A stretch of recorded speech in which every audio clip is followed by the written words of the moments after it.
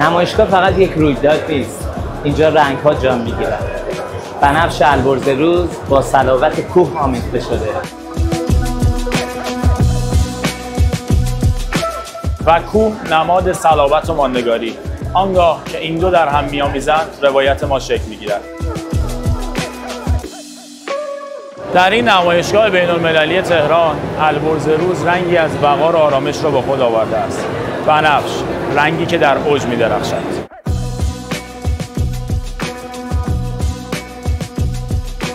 تیم فروش البرز روز قدردان این همدلی و استواری است.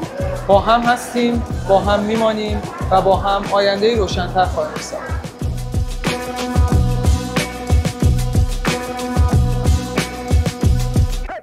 و این بار در تهران تجربه تازه رو برای شما رقم می‌زنیم.